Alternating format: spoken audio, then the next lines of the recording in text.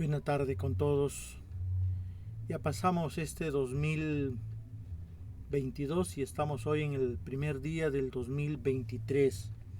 Indudablemente un día muy importante para todos los que hacemos literatura. Nuevos años, nueva forma de seguir haciendo lo literario. En esta transmisión número 313 quiero referirme a un tema que normalmente nos lleva a la confusión. Y hago estos temas porque son en realidad una manera muy fácil, muy directa, a veces de ahorrarse críticas, discusiones, debates, a veces bizantinos y a veces torpes o tercos de algunas personas que no entienden el fenómeno literario o el fenómeno de la comunicación.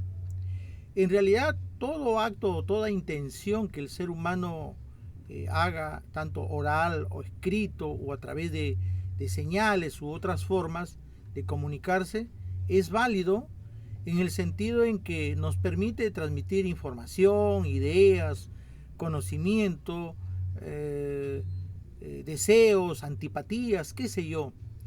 Y esa intención comunicativa es primitivamente básica, la que origina y la que mantiene pues a todas las personas, las mantiene digamos en su derecho de comunicarse y de poder transmitir sentimientos, pasiones, emociones, contar historias, contar su vida personal, etcétera, etcétera. Pero de ahí a la comunicación estética, que tiene una intención, digamos, más de carácter poético, hay una gran diferencia. La intención comunicativa no necesita utilizar recursos estilísticos, recursos retóricos, porque la intención comunicativa básicamente busca transmitir información de una manera muy sencilla, muy noble, muy básica, muy elemental, y por la que no tenemos por qué esforzarnos sacar todo el intelecto o todo el aspecto creativo, estético, porque la intención comunicativa sencillamente es transferir información de una manera simple, básica, sencilla, y no necesitamos pues un aparato intelectual o un aparato de conocimiento del lenguaje o la estética, porque no va, no tiene la intención comunicativa. Es una intención eminentemente, es una comunicación eminentemente práctica, básica, elemental, porque intenta transferir información y dentro de esta información está pues los estados anímicos, los sentimientos, las emociones, etcétera, etcétera. Pero otra cosa es que uno tenga una intención estética. Para llamar a algo literario tiene que haber una intención estética, no solamente una intención comunicativa, que yo quiero transmitir cómo me siento hoy 1 de enero del 2023, cómo he recibido el año, qué hice, qué no hice, qué quisiera hacer durante el transcurso del día, qué tengo planeado para mañana, cómo me siento emocional. Bueno, para eso yo no necesito el lenguaje literario, para eso yo no necesito tener un nivel, un conocimiento estético, ni utilizar los recursos retóricos que normalmente se debe tener en la poesía y los recursos narrativos en la prosa. Entonces yo no necesito tener esos conocimientos, pues básicamente en la intención comunicativa uno tiene el lenguaje elemental, básico, de unas 1500, 2500 palabras, y con eso me basta y sobra para poder comunicarme o poder comunicar algo, ya sea por escrito, ya sea verbal o audiovisual, como lo hago ahora en este momento. No necesito tener un gran bagaje cultural ni una intención, digamos, estética, una intención retórica, una intención tropológica. Sencillamente comunico lo básico, lo elemental y pues ya está cumplido el hecho. ¿No? Puedo decir que me siento enamorado o que estoy despechado, decepcionado. No necesito tener un conocimiento pues retórico, un conocimiento de tropos, figuras literarias, con una redacción pues coherente, que utilice pues técnicas narrativas. No necesito eso. Pero cuando yo llamo, denomino a mi texto literario, le doy ese carácter, digamos, de llamarlo, digamos, literatura, llamarlo poesía, llamarlo cuento, llamarlo texto literario, entonces la cosa cambia. La cosa cambia. Es que tener esta denominación de poeta o narrador no debe ser tan gratuita y tan fácil como mucha gente lo viene autoengañándose creyendo. No tiene por qué ser así tan fácil. Hay que entender que poder comunicarse de esta manera implica tener un conocimiento estético, lingüístico, tropológico, de canon literario, para saber cómo se maneja el mundo literario, que es muy distinto a la intención comunicativa, porque la intención comunicativa no es literatura, sencillamente es comunicación básica.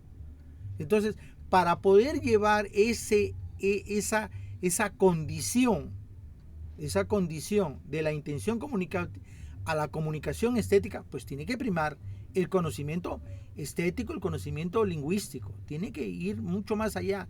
O sea, no basta que yo pues me diga que estoy disfrutando de un buen día, o que la estoy pasando mal, que emocionalmente conocí a una chica y que pues me inspiró eso. No basta eso. Hay que tener que una cosa es que una pueda transferir información comunicativa básica, y otra cosa es construir literatura. Y la literatura, ¿no es cierto?, tiene que entender que son dos planos que no podemos obviarlo. El plano lingüístico, que tengo que tener un conocimiento mucho más elevado, más allá de la, digamos, de la semántica, de la sintaxis, tengo que tener un conocimiento, ¿no es cierto?, mucho más amplio del lenguaje, el conocimiento lingüístico, de cómo funciona eso. Y obviamente tengo que complementariamente, porque no basta tener un conocimiento lingüístico, hay que tener un conocimiento estético para hacer literatura.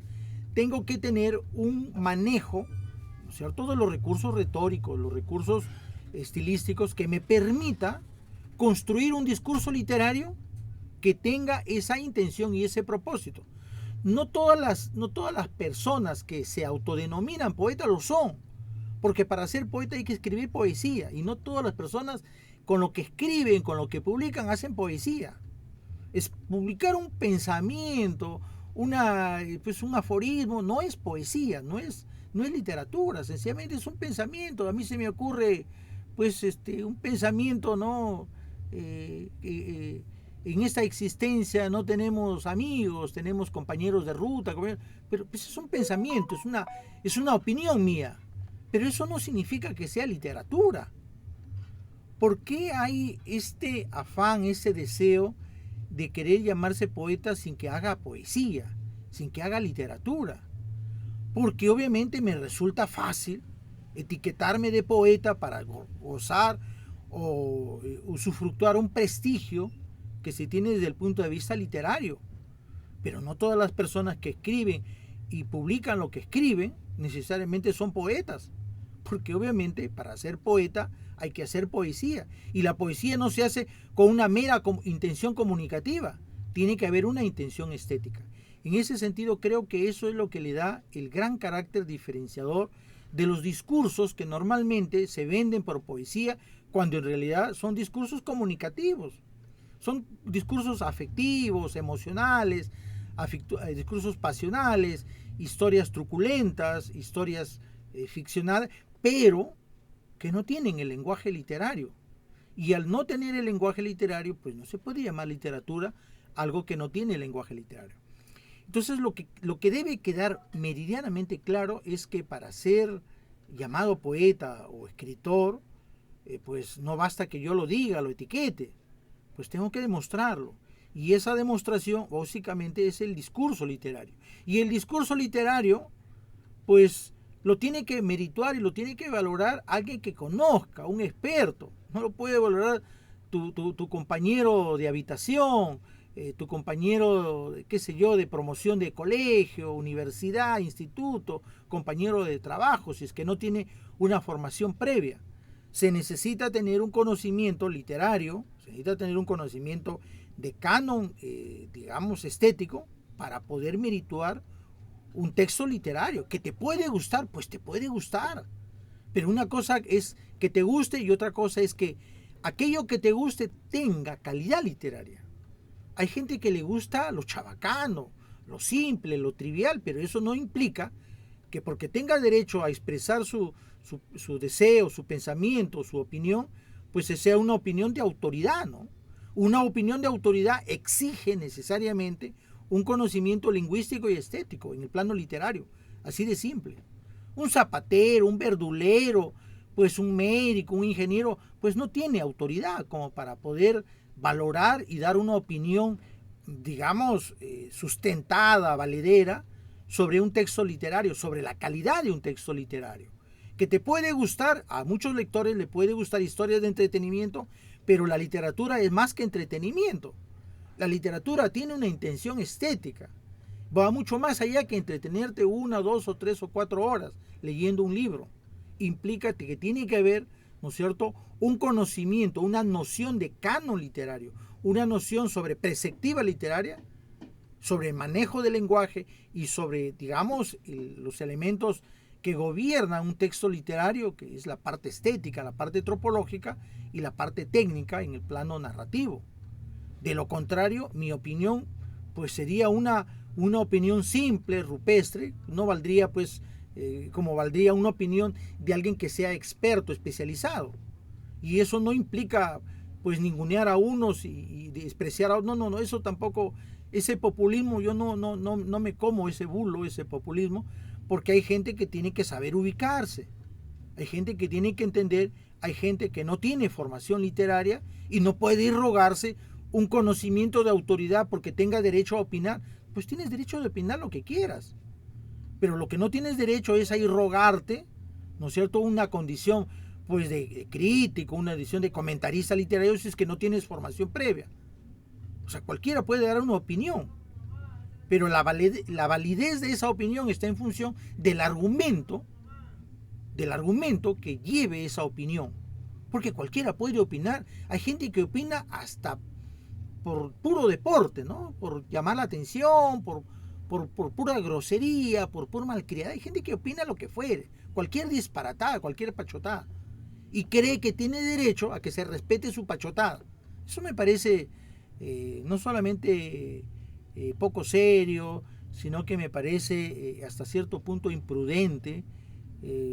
A veces creo yo que esa es una manera a veces de querer llamar la atención, pero sin ningún fundamento ni argumento. Bueno, en conclusión, todas las personas nos comunicamos, todas, literaria o no literariamente. La comunicación es transversal, cruza esas dos líneas, la intención comunicativa de carácter básicamente coloquial, de carácter amical, familiar, laboral, que la hacemos todos, a menos que seamos mudos o disléxicos, pero de ahí llevar ese texto y etiquetarlo de poesía, aun cuando exprese y me confiese en mis sentimientos, opiniones, creo que es demasiado. Ahí tiene que haber un paralelo, es demasiado. Para poder denominar a algo literario, a algo poético, tiene que haber, ¿no es cierto?, un lenguaje especial. Y ese lenguaje es el lenguaje literario, es el lenguaje estético, el lenguaje tropológico. Solamente cuando cumpla esta función básicamente metafórica en el lenguaje, básicamente retórica, podríamos llamar y podemos clasificar grado de intensidad también sobre los niveles logrados en el lenguaje. Porque hay que entender, aunque cuando utilicemos tropos, tenemos que entender que hay distintos niveles de tropologización, desde el nivel 1 hasta el nivel 5. Hay que entender que el discurso literario se puede valorar, se puede medir. Claro, no lo puede medir el ignorante, un analfabeto literario no lo va a poder medir jamás. Pero alguien que tenga un conocimiento, una formación estética, una formación literaria, claro, que puede valorar. ¿Por qué no se puede valorar un poema? ¿Por qué no se puede valorar un cuento, una novela, un relato? Todo se puede valorar. Pero para poder valorar yo tengo que tener nociones y conocimientos suficientes, tanto lingüísticos como estéticos. Y de esa manera le estaré dando a mi texto literario, le estaré dando una valoración. Gracias.